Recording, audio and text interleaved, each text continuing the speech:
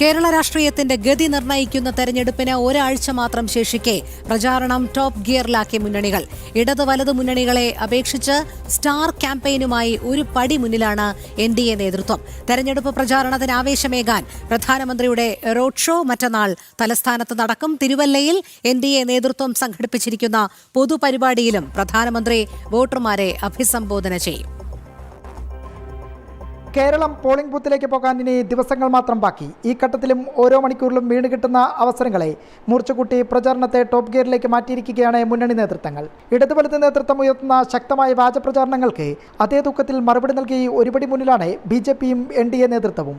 ഏറ്റവും ഒടുവിലായി വിദേശ സംഭാവന നിയന്ത്രണ നിയമ ഭേദഗതി ഉയർത്തിക്കാട്ടി അവകാശവാദം ഉന്നയിക്കുന്നതിൽ പരസ്പരം മത്സരിക്കുന്ന തിരക്കിലാണ് ഇടതു വലത് മുന്നണികൾ.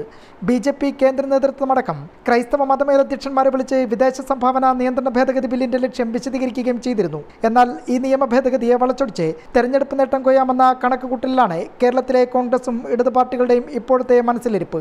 ശബരിമല സ്വർണ്ണക്കൊള്ള, ഭരണവിരുദ്ധ വികാരം എന്നിവയ്ക്ക് പുറമെ കോൺഗ്രസിലെ തമ്മിലടിയും സ്ത്രീപീഡന പരമ്പരയുമാണ് NDA വോട്ടർമാർക്ക് മുന്നിലേക്ക് വെക്കുന്നത്.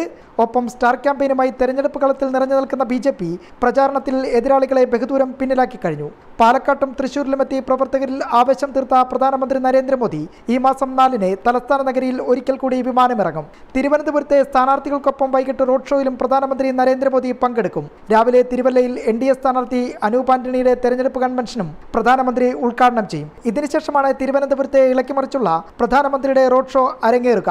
സംസ്ഥാനത്തിന്റെ വിവിധ മണ്ഡലങ്ങളിൽ നിന്നുള്ള നേതാക്കളും പ്രവർത്തകരും റോഡ് ഷോയുടെ ഭാഗമാകാനെത്തും. അതേസമയം സുരക്ഷാ ക്രമീകരണങ്ങളുടെ ഭാഗമായുള്ള തയ്യാറെടുപ്പുകൾ പ്രധാനമന്ത്രിയുടെ സന്ദർശനത്തിന്റെ ഭാഗമായി വിവിധ കേന്ദ്ര ഏജൻസികൾ ഇതിനോടകം ആരംഭിച്ചു കഴിഞ്ഞു. ജനം, തിരുവനന്തപുരം.